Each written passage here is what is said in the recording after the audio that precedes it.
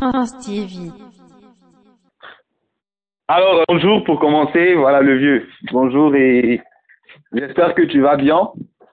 Bonjour, ouais, ça va très bien. Voilà, j'ai tenu à faire cette petite, on va dire, interview entre guillemets à distance relativement à certains trucs qui se sont passés tout récemment. Je Ouais. t'ai vu avec certains membres, certaines figures de la Chine populaire en train de boycotter, sinon de demander un boycott violent et massif d'Ariel Henry. Après quoi, il s'est levé, il a fait son concert comme il pouvait, il a fini, il a remercié les gens et il a tenu à te présenter ses excuses. Voilà, Ouais. son élan de réconciliation, de paix. Bon, on va revenir dessus, mais bien avant ça, c'est vrai, certains te voient comme un artiste. Ils mettent là le côté artiste de côté. Quand on dit qu'est-ce que le sultan, automatiquement, les gens pensent au clash, clash, clash. Mais ils oublient aussi que tu es quand même un artiste qui chante très bien. Et ça, je te l'ai déjà dit en face. Mhm. On va essayer de se pencher sur tes deux dernières sorties. Tu as fait sortie Je suis seul. Tu vas essayer Ouais. de nous expliquer. Mais bien avant ça, tu as un son Qui qui n'aime me pas plaît. ça, et je suis seul. Voilà. Qui n'aime pas ça? Le goût de ça, qui n'aime pas ça? Franchement, il faut que tu nous expliques le goût de quoi, qui n'aime pas quoi, parce que c'est un point d'interrogation. On a besoin de savoir. Qui Ouais, n'aime pas beaucoup de quoi? gens me demandent ça. Voilà, Ouais, mais c'est qui n'aime pas les bonnes choses, tout simplement, tout ce qui est bon. bonne chose, comme quoi par exemple, faux, parce que quand tu dis, Par exemple, dans le clip, il y a quand on pas regarde les d'abali. go du clip, vraiment, on est porté de Non, se après, tu demander sais qui que n'aime pas ça. souvent, c'est pour, souvent, on met les mots pour embellir un peu la chose, c'est tout. Ok, Sinon, c'est en gros, c'est qui n'aime pas tout ce qui est zo, qui n'aime pas les bonnes choses, que ça soit jeton, que ça soit tabali, que ça soit les vrais go, les vraies voitures. Qui ah, n'aime pas ça, le goût de ça, c'est un peu ça. surtout les vrais C'est goûts. pas ça des femmes seulement, quoi. Ah, d'accord. Sinon, Ouais, ça, enfin, c'est général. ça crée beaucoup de polémiques. Et ton son, Je suis seul, d'où est venue l'inspiration et puis le clip, tout ça? Bon, l'inspiration, c'est m'est venue déjà de mon vécu, voilà, parce que je suis quelqu'un qui se débrouille seul depuis le début, que ce Oui. soit financièrement, au niveau de mes clips, de mes studios, de ma promotion. Et puis, un peu ce qui s'est passé pour notre frère, frère Didier Arafat, dans ces derniers jours, il était un peu seul, délaissé un peu de tous et de certains médias. Oui. Donc, ce qui a joué aussi un peu, en quelque sorte, dans sa descente, dans sa chute un peu médiatique, tout ça, dans ses problèmes. Donc, Voilà. c'est un mélange de ces deux choses-là, de mon vécu et puis de ce qui lui est arrivé aussi, quoi, tu vois. D'accord. Donc, par ricochet, tu es rempli de compassion pour Arafat. Aujourd'hui, on te voit avec les grandes figures hein, de la Chine populaire, le Premier ministre et Arnaud Jaguar. On vous voit ensemble. Bon, on peut parler de Oui, mais fusion, André Agon, on peut parler de ralliement. Qu'est-ce qui s'est on est- passé? Pourquoi parce que tu étais un farouche opposant, maintenant tu es avec Mhm. la Chine populaire. Pourquoi concrètement? Bon, pourquoi? Parce que déjà, on ne sait pas ce que demain nous réserve. Voilà, franchement, j'aurais jamais imaginé cette fin-là pour Didier Arafat. On a beau avoir nos clashs, nos prises de tête et tout ça, mais c'est pas comme ça que ça devait finir. Normalement, ça devait finir vraiment en beauté, avec pourquoi pas des featuring, pourquoi pas des projets, mais à long terme, tu vois, ce qui est arrivé était tellement violent, tellement brusque, que vraiment, ça m'a énormément touché, ça a touché tout le monde d'ailleurs, je pense. Oui. Et puis, en dehors de ça, c'était pas... déjà, ces gens avec qui je parle actuellement, c'était pas mes ennemis. Donc, cette disparition nous a encore plus rapprochés, d'autant plus qu'on est un peu dans le même combat, dans la même dynamique qui est d'essayer de pérenniser un peu ses œuvres, d'essayer de lui donner encore plus de valeur, plus voilà quoi. Ah, je Un comprends. peu ça.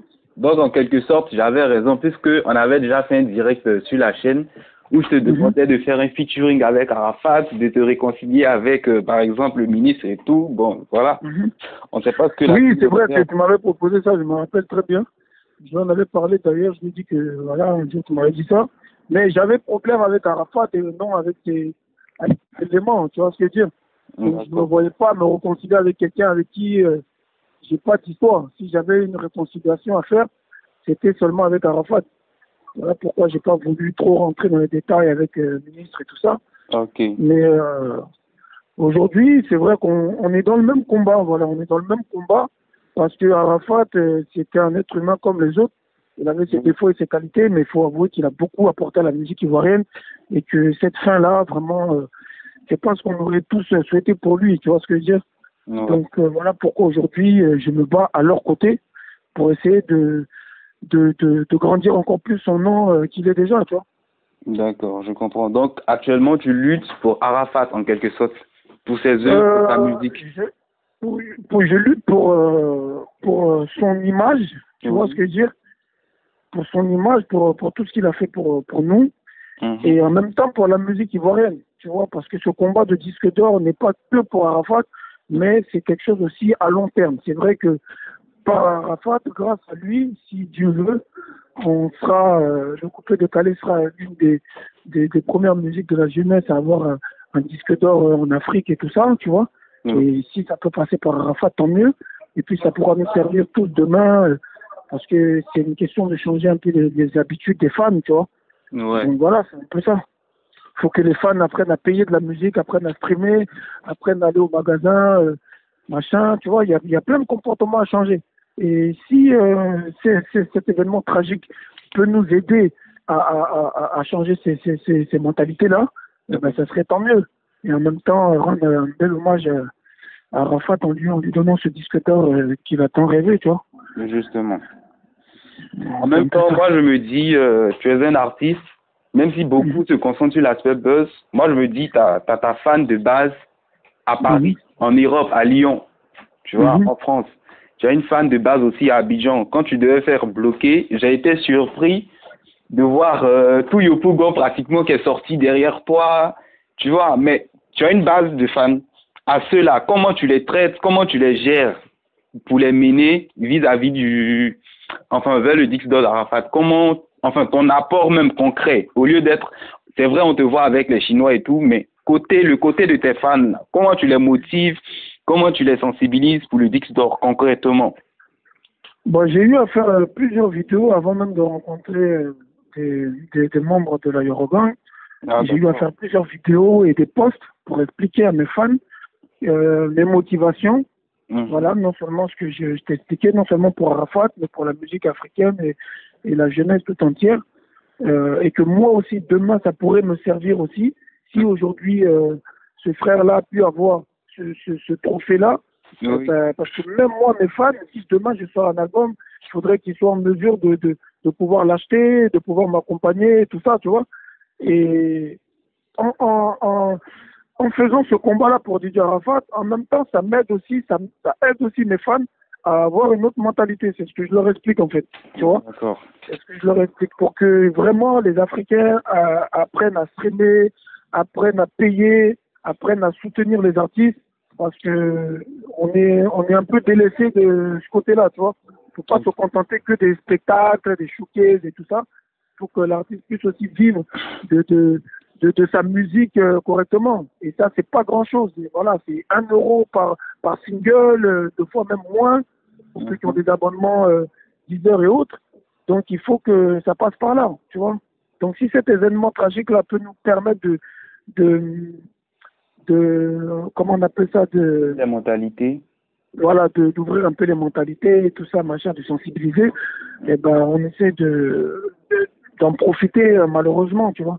C'est un peu ça. Donc, c'est en sorte une réponse à ceux qui disent que tu essaies de faire de la récupération chinoise. Tu essaies de prendre les fans. En vérité, tu apportes une plus-value aussi, c'est ça. C'est pas seulement de la récupération, c'est pas. Tu apportes quelque chose, tu apportes de nouveaux fans, tu apportes des gens qui seront capables concrètement d'acheter le CD d'Arafat.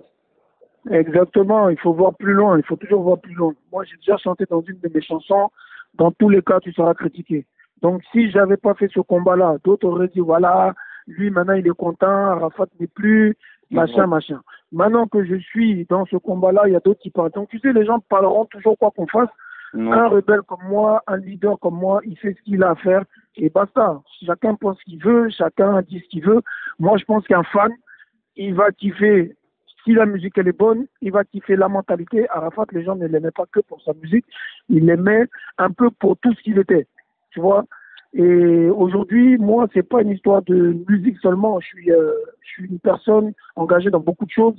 J'ai des manières de faire qui ne sont pas seulement que pour la musique. Voilà, j'ai des engagements, que ça soit panafricain, que ça soit révolutionnaire. Et en plus de mon côté artiste, donc voilà, les gens, il n'y a pas de récupération à faire en fait. Tu peux pas forcer quelqu'un à t'aimer ou à faire ci, ça, non. Les gens, ils ont kiffé Arafat, moi je suis pas Arafat, c'est tout. Donc je vois pas qui va m'aimer parce que je soutiens une cause d'Arafat. Celui qui va m'aimer, c'est parce qu'il estime que voilà, ce que je fais est juste, ça lui plaît, mais il pourra jamais m'aimer comme il a aimé Arafat. Donc il n'y a pas de récupération. Et puis si je bosse pas, si mes sons sont de la merde, eh ben, il n'y a personne qui viendra à mon concert et il n'y a personne qui achètera ma musique. Donc, c'est un peu ça. D'accord. En tout cas, moi, je retiens le côté plus-value que tu apportes, tes fans que tu apportes pour le Dix d'Or et tout. Maintenant, on va aborder le côté même, enfin, l'aspect qui m'a motivé à faire cette mini-interview-là. On a vu Ariel Chéné te demander pardon parce que, bon, pour te dire vrai, quand toi, tu fais tes clashs, on dit, Tiesco a tort. Quoi qu'il arrive, tu as tort. Et quand on s'est rencontré à Paris ici, le cas Arafat, j'avais essayé de comprendre. Tu m'as expliqué, j'ai dit, ah, mais si c'est ça, c'est qu'il a mal fait. Bon, peut-être qu'il était saoulé et tout. Mais les gens ont compris que tu avais raison, même si tu as abusé. Maintenant, aujourd'hui, on te donnait tort vis-à-vis d'Ariel Chéné, comme quoi, occupe-toi de ta musique, tu attaques quelqu'un qui peut-être est ailleurs, mais il a reconnu devant tout le monde que vraiment, il t'avait insulté. Tu vois? Là, on est obligé de dire, ah, Tiesco avait raison. Dans toutes ses réactions, tout ce qu'il a fait, il avait raison. Mais franchement, il a dit, je l'ai insulté. Qu'est-ce qui s'est passé, les circonstances? Parce que les fans ne savent pas. Certains diront que peut-être que Tiesco a provoqué Chéné et puis Chéné l'a insulté. Maintenant, comme Chéné est trop humble, il demande pardon à Tiesco pour blanchir son image, tu vois. Mais concrètement, qu'est-ce qui s'est passé entre toi et lui? Parce que tu vas pas te lever comme ça pour l'insulter. Lui aussi va pas se lever comme ça pour venir demander pardon. Qu'est-ce qui s'est passé? Bon, pour être bref, ce qui s'est passé, c'est que le lendemain, je crois, du décès d'Arafat, on a eu une marche d'artistes sur les lieux de l'accident. Tu comprends? Et à la suite de cette marche, qui s'est très bien déroulée, on était tous ensemble, tous les artistes, Chéné me marchait à mes côtés. Vous pourrez le constater dans le son hommage que j'ai fait pour DJ Arafat qui est sur YouTube. Il y a des images de cette marche-là où nous sommes en train de marcher tous ensemble. Tu comprends? Et quand on a fini cette marche-là, on va dire peut-être 20 minutes après, on est allé à une émission de télé. Cette émission de télé, chacun avait la parole pour dire un peu ce qui ne va pas, enfin, ses souvenirs qu'il a eu d'Arafat et tout ça, une émission hommage en fait. Tu vois? Et quand c'était à mon tour de parler, bon, je me suis exprimé, tout ça, et dans mes dits, j'ai eu à dire que j'estimais, ou du moins que Arafat, pour ma part, a été un peu mal entouré. Son entourage, vraiment, l'a pas aidé à s'en sortir. Et en gros, il a été mal entouré, tu vois. Et c'est là que Chéné se lève comme ça dans la salle devant tout le monde, à la grande surprise de tout le monde. Il se lève et il m'insulte, ah, Tiesco, ta mère, machin, et comment ça juste parce que tu as, enfin, parce que ça c'est la vérité, tout le monde sait qu'Arafat était mal entouré. Juste parce que tu as dit ça, il t'a insulté. Voilà, juste parce que j'ai dit ça. Parce que moi je me suis dit, tu as dû dire, Chéné, tu as trahi le Yoro, maintenant. Non, jamais, j'ai jamais prononcé son nom. Que tu as dit. Il était mal entouré. On venait de marcher ensemble, ça faisait même pas 10 à 15 minutes. Ouais. Tu comprends? Et je l'ai même consolé. Voilà, parce que on était tous dans l'émotion. Tu vois ce que je veux dire? Ouais. Donc, je ne vois pas, après 15 minutes après, aller m'asseoir à la télévision pour dire, Chéné, t'as trahi Arafat ou je sais pas quoi. Ouais. Il y a quand même des limites. On est dans un deuil, c'est pas le moment. Tu vois? Ouais. Et c'est après tout ça que je me suis dit, mais attends, lui, il se fout de ma gueule. Moi, je ne lui ai jamais manqué de respect. On a toujours parlé. Aujourd'hui, il a eu ses problèmes avec Arafat, certes. Mais de là à venir m'insulter comme ça devant les gens, à jouer le boss, parce que machin, maintenant, monsieur pense que... non, j'ai vraiment très, très mal digéré ça. Et depuis là, avec la colère de tout, on a mélangé un peu tout ça. Et voilà, c'est comme ça que c'est parti, en fait. Donc, moi, tu me connais, moi, quand j'ai un problème avec quelqu'un, Franchement, tant que la personne ne désamorce pas, j'irai jusqu'au bout et j'abuserai le maximum possible comme je l'avais fait pour Arafat. Voilà. Ouais. Donc ça peut partir d'un rien, ça peut partir d'une insulte, ça peut partir voilà. C'est un peu ça. Ah, sinon, j'avais pas compris ça. Parce que moi, je sais, toi, dans ta tête, là, je sais pas, quand tu es assis, tu as envie de dire la vérité, micro devant tout le monde. Moi, dans ma tête, je me suis dit, ils ont dû poser une question à Tesco. Dans l'émotion d'avoir perdu Arafat, il a tiré sur Chény. Alors, c'est Non, pas pas ça. du tout. C'était juste, Non, pas du tout. C'était vraiment un truc global. ça va En éclairer plus, je beaucoup pense de que gens. dans les dernières années, Chéné n'était plus avec Arafat. Oui. Donc, je ne sais pas pourquoi il s'est senti forcément visé ou pourquoi. Après, lui-même, peut-être, vous expliquera parce que, voilà, nous, on est des gens, on est ouverts. T'as capté? Ouais. Lui, c'est quelqu'un qui se la raque un peu, qui se joue le mec fermé. Mais si un de ces quatre, à l'occasion, il t'expliquera peut-être pourquoi lui, il a réagi comme ça. Voilà, Non, moi, mais j'ai demandé à son entourage. il y a plus lieu de revenir puisqu'il s'est excusé. Donc, Voilà. Donc, moi, j'ai demandé à son entourage, j'avais pas vraiment compris pourquoi il a fait ça. Et après, lui, il n'a pas voulu s'excuser, il a voulu continuer à faire le malin et tout. Donc, voilà pourquoi je me suis énervé et rentré dans toute cette campagne de dénigrement de sa personne avec tout ce qui s'est passé avec son dauphin, mon mentor et tout ça. On remet tout, voilà, c'est un peu ça. Sinon, je suis pas dans la dynamique des Chinois pour dire oui, jetons directement la première pierre à Chéné parce que non, il m'a d'abord fait quelque chose qui a engendré tout ça, tu vois. d'accord, je comprends parfaitement. Maintenant qu'il s'est excusé après son concert, c'est quoi ta réaction concrètement? Tu t'es Moi, fâché, il a reconnu son tort? il s'était d'abord excusé par message. Il m'avait déjà envoyé un message WhatsApp. Ah, d'accord, mais c'est bien, c'est très bien ça. Voilà, il m'avait envoyé un premier message WhatsApp où il s'excusait et tout ça. Je lui ai dit, il n'y a pas de problème. J'ai compris. Avant son concert, 2-3 jours avant son concert, il m'a envoyé un message où il dit que voilà, il s'excuse, il n'y a pas de raison d'insulter la mère de quelqu'un parce que il était dans l'émotion, je ne sais pas quoi. Ok, j'ai dit, il n'y a pas de souci. J'ai compris, mais si tu veux nous aider dans ce combat de disque d'or, j'en serai très ravi et tes excuses passeront encore mieux. Et là, il n'a plus répondu. Moi aussi, j'ai pu calculer. Il a fini de faire son concert et là, il fait le direct pour s'excuser encore une deuxième fois. J'ai dit, ok, il n'y a pas de souci. Voilà, moi, je suis quelqu'un, je cherche le respect. Donc, si on me respecte, je ne vois pas pourquoi rester encore dans une guerre qui n'a pas de sens. Donc, s'il s'excuse, bien sûr, je le pardonne pour du moins ce qu'il m'a fait à moi. Après, ce qu'il y a entre lui et la Chine, ça, c'est entre lui et la Chine. Voilà, moi, je suis pas Arafat, moi. Ouais, mais quand tu dis entre lui et la Chine, aujourd'hui, moi, je te considère comme quelqu'un, on va dire, qui a apporté une plus-value à la Chine, parce que tu as apporté des fans aussi dans le combat pour le Dix d'or. Tu es proche de la Chine, je vais dire ça comme ça. Tu t'es réconcilié avec Ariel Chéné, mais Ariel Chéné et la Chine, ça va pas. Qu'est-ce que toi, en tant qu'artiste, en tant que quelqu'un d'influent quelque part, qu'est-ce que tu peux faire, qu'est-ce que tu comptes faire pour ramener la paix entre Chéné et la Chine populaire, puisque des deux parties, toi, tu es tranquille. Mais comment les résoudre? Comment les mettre d'accord? Moi, je lui ai déjà dit à Chéné ce qu'il faut faire. C'est ce que moi, j'ai fait. Moi, j'ai eu des problèmes avec Didier, dans son âme, qui n'étaient pas pires que celui de Chéné et Didier, puisque eux, ils ont vécu ensemble. Ils ont marché ensemble, ils ont mangé, ils ont dormi ensemble. Nous, on était des collègues, on a eu des prises de tête. Basta. Pour lui, c'était plus profond.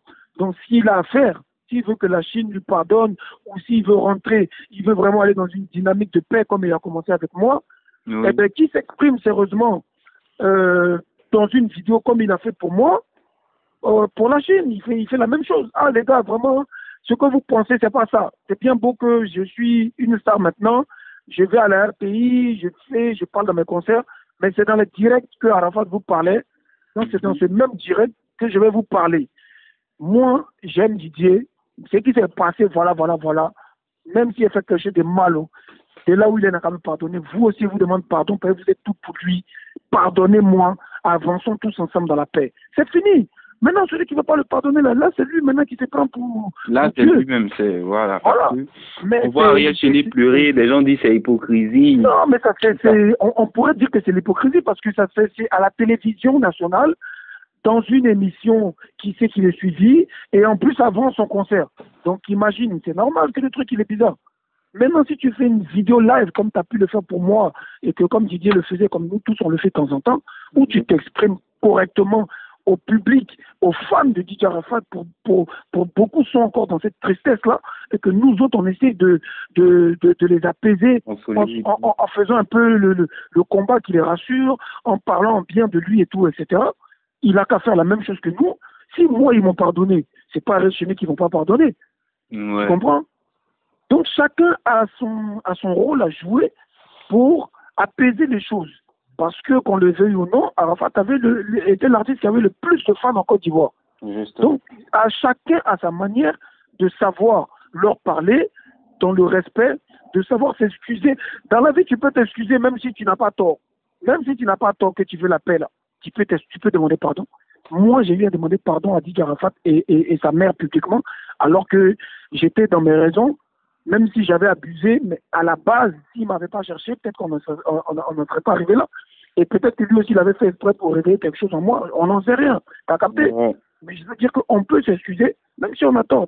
Si Arachide trouve qu'il s'est déjà excusé dans les concerts, il s'est excusé ici, ça, et que le monsieur est parti, et qu'il peut encore s'excuser une dernière fois, publiquement, dans une vidéo Facebook. Ah, les gars, voilà, comme un vrai nous, comme il dit que les nous des Tabobo, comme un vrai nous, ah, les gars, vraiment, c'est en direct que votre artiste vous parlez, je vous parle aujourd'hui en direct. Voilà, non, mes ententes, mais vraiment, je vous demande pardon. En son nom, en lui-même, son nom, en vous-même, ses fans, je vous demande pardon. Laissez tous les discours là, avançons tous ensemble. Vous n'êtes pas obligé de m'aimer, mais j'ai fait ce que je peux. Celui qui peut, il me suit, celui qui ne peut pas, il ne me suit pas. Et puis c'est fini. Mais si tu ne fais pas ça, que tu es fait bizarre, mais ils vont te prendre en bizarre. Moi, c'est pas moi, tu sais ce que j'ai dit, non. La Chine, comme moi, j'ai pardonné à Ariel d'avoir insulté ma maman, vous aussi pardonnez-le. C'est pas comme ça la vie. T'as capté?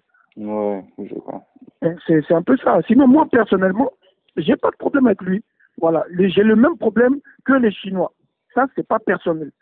Le problème que moi, je lui reproche, c'est quelque chose qui s'est passé entre lui et Arafat, et je me mets à la place d'un fan chinois. C'est ce que je peux, entre guillemets, lui reprocher. En dehors de ça, j'ai pas de problème avec lui. Il s'est excusé. Moi, je vais plus m'attaquer à lui. Je vais plus parler de lui. C'est fini. Donc, si moi, je parle pas de lui et que peut-être que personne d'autre apparemment ne parle de lui, eh ben, peut-être qu'il aura pas de problème. Mais en son fond intérieur, lui-même, il sait que ça, c'est pas bon. S'il ne demande pas une vraie excuse à la Chine, c'est pas bon. Après ça, maintenant, c'est entre lui et les Chinois. Moi, pour moi, c'est fini, tu vois. Moi, il n'y a pas de souci. Moi, j'ai pardonné, c'est fini. D'accord. J'espère que tout rentrera dans l'ordre. Après, il y a pour ma part, en tout cas, c'est fini. Moi, je ne sais plus l'insulter, je ne parle plus de lui. C'est bon. Voilà. D'accord. Moi, j'ai tourné la page avec lui. Après, tu faisais des vidéos aussi sur Moula Oumar, le vieux père. Tu n'étais pas content de lui, soyons clairs, tu ne l'as pas caché. Bon, là, il est à Paris, je ne sais même pas s'il est parti. Est-ce que tu as eu l'occasion de parler avec lui? Parce que souvent, quand il y a des... Oui, on s'est rencontrés à Paris. Voilà, donc... Je n'étais pas content de lui parce que j'avais l'impression qu'il soutenait un peu Chéné, qu'il a fait partie du boycott d'Arafat, parce que étant un grand frère, il aurait pu arranger les choses si vraiment il avait cette volonté-là. Du moins, c'est ce que moi, je pensais dans ma colère. Tu sais, quand on est dans un deuil, qu'on a perdu quelqu'un d'important, chacun imagine beaucoup de choses, chacun est énervé, chacun juge facilement.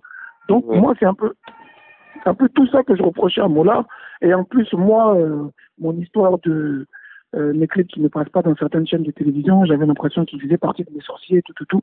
On s'est rencontrés à Paris, il y a une semaine. On en a discuté très, très longuement. Il m'a donné tous ses points de vue. J'ai vu beaucoup de sincérité dans ce qu'il disait. Il n'était pas obligé de venir à mon rendez-vous. T'as capté, c'est un grand frère, il a ses sous, il sait ce qu'il a à faire. Mais il a tenu à venir. On a parlé pendant plus d'1 heure. Il m'a expliqué beaucoup de choses dans les détails. Il y avait de la sincérité parce que moi, je suis quelqu'un de sincère. Donc, je sais quand quelqu'un est sincère, quand quelqu'un a des remords aussi. Et par sa manière de parler, voilà, moi, j'ai pardonné, j'ai compris. Et puis, on passe à autre chose, on va dire. Tu vois ce que je veux dire? On passe à autre chose. Voilà. Parce que moi, par exemple, j'ai des contacts qui sont proches d'Arafat, qui sont proches de Mola, qui ont été en même de me dire qu'il n'y avait pas vraiment de guéguerre. Et que derrière ce qui s'est passé sur les réseaux sociaux, c'est la famille, c'est le beau et son petit, voilà. Donc aujourd'hui, est-ce que tu es capable d'affirmer, après avoir échangé avec Mola, qui n'est pas le sorcier du coupé décalé, comme on lui dit, que c'est pas Mola qui bloque les clips? de par ce que vous avez eu à vous dire, est-ce que tu as senti que c'était pas vraiment lui? Bon, en tout cas, la discussion que j'ai eue avec lui, comme je te l'ai dit, j'ai senti de la sincérité. Tu comprends? Maintenant, je n'ai aucune preuve. Tu as capté? Je n'ai aucune preuve à 100%. Je n'ai pas te dire que non, c'est pas moi. Non, moi et le grand frère Maury, on a parlé. J'attends de voir la suite des événements. Il nous a donné des idées par rapport au disque d'or. Qu'est-ce qu'on peut faire pour accélérer les choses? Ça, c'est d'abord une bonne intention. Donc, quelqu'un déjà qui te donne des idées claires et réelles pour ton objectif, ça veut dire que déjà la personne ne t'en veut pas. Tu vois ce que je veux dire? Okay. Donc, maintenant, on verra avec le temps. C'est le temps seul qui nous dira qui sont les vrais sorciers, qui ne sont pas les vrais sorciers. Mais en tout cas, pour ma part, pour l'instant, je pense que Maury a été sincère dans ce qu'il m'a dit. Et il a eu peut-être des petites accrochages, des petites histoires avec son petit frère DJ Arafat, à son âme, comme nous tous on en a eu, parce qu'on est tous des êtres humains. Mais de là vraiment à vouloir le nuire, le saboter, tout ça, j'en doute un peu. En tout cas, selon ce qu'il m'a dit, selon la sincérité dans laquelle il m'a dit, j'en doute. Donc maintenant, c'est le temps seul qui nous dira vraiment qui a eu raison et qui n'a pas eu raison. Voilà. Et je pense que ce temps-là va pas mettre longtemps. Même dans 2-3 ans, on saura vraiment qui était qui a fait quoi et tout ça. Mais pour ma part, je trouve que le grand frère, il a essayé de conseiller Didier comme il pouvait. Tu sais que Didier aussi, c'est pas quelqu'un de simple comme moi. Donc, c'est pas tous les conseils forcément qu'il prend. Oui. Donc, il a peut-être suivi peut-être le mauvais chemin et que voilà, que peut-être Maury n'a pas pu faire grand-chose au moment les plus difficiles parce que c'était déjà trop tard. C'était trop tard, ouais. Voilà, c'est un peu ça. D'accord. Point de vue en tout cas intéressant. Et bon, on a beaucoup parlé. Hein. Il y a un autre point aussi parce que comme je l'ai dit, les gens voient Tiesco Clash. Moi, je vois Tiesco l'artiste. Tu as lancé, on va dire, ta maison de production. Bon, dans quel contexte? Comment tu recrutes ton label? Voilà, label de maison de production, c'est un gros mot. Ah, c'est gros. Bon, ouais. Label, ah, c'est déjà bien. Bon, tu disais tu es seul. Maintenant, tu lances un label. Est-ce que tu vas pas te compliquer encore la tâche? Parce que tu dois gérer des artistes alors que tu fais tout seul. Oui, mais après, je pense que les aides et les financements vont arriver selon le travail qu'on va produire. Tu vois, si je produis un artiste qui est vraiment bon avec mes petits contacts que j'ai, mes petites relations, si les gens voient que vraiment le petit mérite d'être soutenu, ils me soutiendront, ils m'aideront pour pouvoir l'aider. Voilà, donc c'est un peu dans cette logique qu'on va travailler. C'est pas, pour l'instant, j'ai pas les moyens d'investir énormément dans des artistes parce que moi-même, je suis en train de déjà investir dans ma carrière. Donc, le peu d'artistes que je pourrais aider, je le ferai, comme exactement, comme par exemple le CR7 Elkana, qui était l'un des animateurs d'Arafat, qui travaille avec lui dans son bar à l'Hypnotique, qui animait là-bas pour lui. Et ben, au décès d'Arafat, il est venu me voir, vas-y, je suis délaissé, il n'y a personne qui peut m'aider, est-ce que tu peux m'aider? J'ai dit, il n'y a pas de souci. Au nom d'Arafat, il n'y a pas de souci. J'ai écouté un peu ce qu'il faisait, j'ai écouté ses animations, j'ai vu qu'elles étaient pas mal. C'était un peu dans le style Yoruba. Et je l'ai aidé. Il fait partie de mon label. Et on a fait un son, un clip qui est sur ma page YouTube. Oui. Et là, grâce à moi, il a eu le soutien des vieux pères comme Roland Le Benguis et tout ça, qui l'accompagnent et qui l'aident aussi pour avancer dans d'autres choses. Donc c'est un peu comme ça en fait, tu vois. Si je dois aider des artistes, d'autres personnes m'aideront à continuer le combat. Voilà. C'est un peu ça. Tu as parlé de carrière il y a quelques secondes. C'est quoi les prochains sons? Après, qui n'aime pas ça, après Je suis seul, après l'hommage à Arafat, tes prochaines bombes, tes prochains projets. Parce que un peu plus loin dans l'interview, j'ai entendu le mot album, et si je sors mon album, les gens seront à même de payer. Est-ce qu'il y a des trucs qui arrivent? Parce que, voilà. Oui, déjà, j'ai déjà pas mal de sons pour constituer un album. Oui. Moi, ce que je reprochais à mon défunt frère, c'était malheureusement dans son album Renaissance de ne pas avoir mélangé un peu certains de ses anciens sons, ce qui aurait plus activé encore les ventes du côté des Africains, parce que vraiment, il y avait beaucoup de sons un peu européens, on va dire. Donc, j'ai déjà beaucoup de sons. J'ai pas besoin de faire des milliers de sons pour faire un album. Oui. J'ai plus de 20 chansons déjà qui sont là, et j'ai juste à les prendre, à les remasteriser correctement, et je fais mon album. Donc l'album, il va venir, Inch'Allah, en 2020. J'ai 2020. aussi l'ambition. Voilà, en 2020 Note aussi. ça, c'est intéressant. 2020, album de Tiesco le Sultan. Voilà, et un palais de la culture aussi en 2020. Palais aussi. Voilà. Voilà, palais de la culture On va en en parler dans le 2020. prochain journal. Voilà. Inch'Allah, peut-être au mois de mars, on est en train de voir avec mes collaborateurs quand est-ce qu'on pourrait lancer ça. Et puis, il y a 2 singles à venir. Là, je suis en train d'enregistrer en ce moment, un à Paris et un à Abidjan. D'accord. Voilà. Je 2 note. nouveaux singles qui vont arriver. Ça sera un qui sera pur afro-trap et un qui sera afro-beat. D'accord. C'est noté. En tout cas, ça m'a fait plaisir. Alors, une dernière question, même si tu n'es pas trop occupé, décalé, mais bon, je vais te la poser quand même parce que ton avis compte. Ouais. Ton avis compte. Et puis, tu les côtoies tous. Actuellement, Arafat est parti. C'est vrai, on ne peut remplacer le roi, personne ne peut être Arafat, mais la nature a horreur du vide. Qui peut être, sinon qui sera ou qui est numéro 1 du coupé décalé actuellement? Ouais, franchement, C'est une question, hein, qui ressort beaucoup. actuellement, je dirais, bah, écoute, je dirais Safarel, puisque c'est lui qui a gagné le dernier événement des préludes. Ouais. Donc, si actuellement quelqu'un peut se considérer comme numéro 1 du coupé décalé, je dirais Safarel ou bien. On n'est pas dérapé, tu vois. Ouais. Non, pour moi, personnellement, pour l'instant, tout est en stand-by. Tout est en stand-by, tout reste encore à prouver. Chacun reste à montrer, à démontrer sa force, parce que Arafat avait vraiment beaucoup d'énergie, beaucoup de poids dans tout ça. Il savait donner du buzz et arracher du buzz à tout le monde. Donc maintenant qu'il est plus là, on va attendre un peu et on verra qui va vraiment se démarquer par lui-même. Et là, on verra vraiment qui est le boss. Tu vois. D'accord. Donc, Safarel ou bien Guépu, bon, le reste, c'est relancé. Ouais, le reste, tout reste encore à prouver. Tout reste encore à prouver. Chacun a ses preuves à faire encore. Parce que là, pour l'instant, toutes les dernières sorties, là, je vois rien qui sort du lot encore, tu vois. Ouais. Donc, on attend. Comme je te disais tout à l'heure, c'est le temps seul qui nous dira qui sera le prochain boss. Tu vois. D'accord. En tout cas, merci beaucoup. Et Ouais, voilà. Maintenant, une petite motivation pour ceux qui nous suivent pour tes dernières sorties, parce que nous, on a habitué à leur parler. Peut-être que si toi, tu parles d'une autre manière, ils vont aller booster, parce que on a travaillé ensemble, non, sur le titre, je sais pas, Abusé, c'est ça?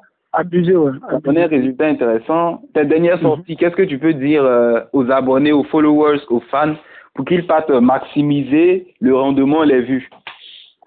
Bon, ce que je peux leur dire, c'est que moi, généralement, dans mes sons, il y a des textes, il y a des paroles qui peuvent motiver, qui peuvent conseiller.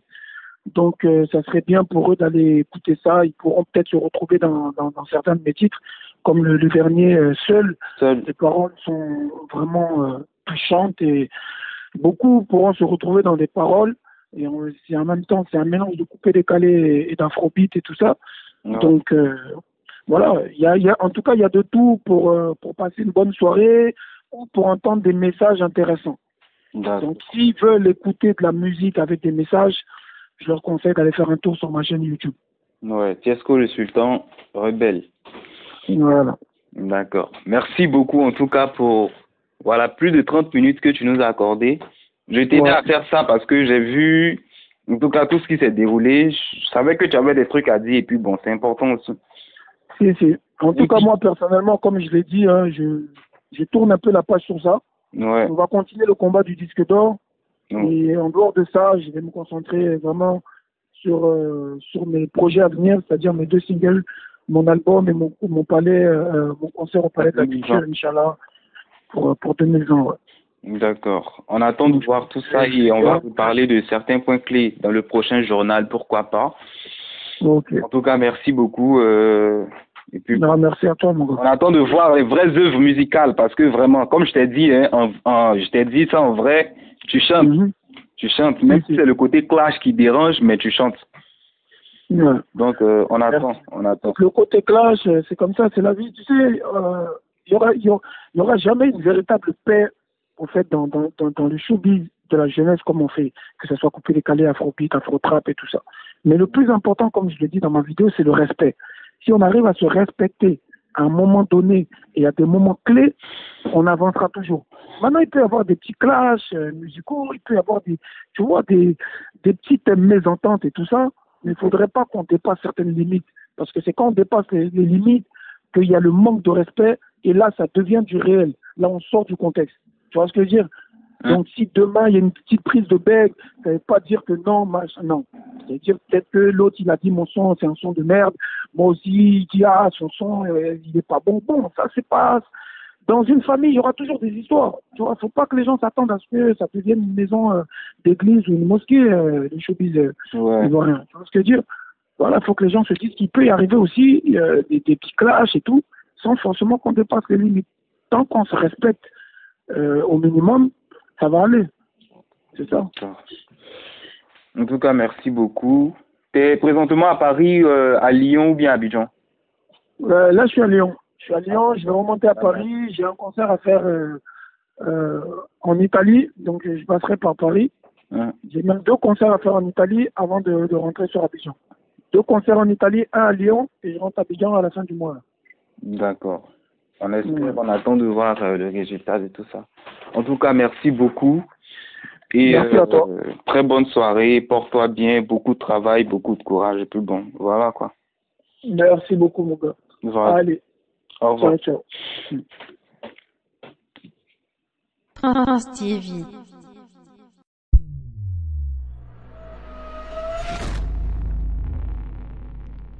Prince TV.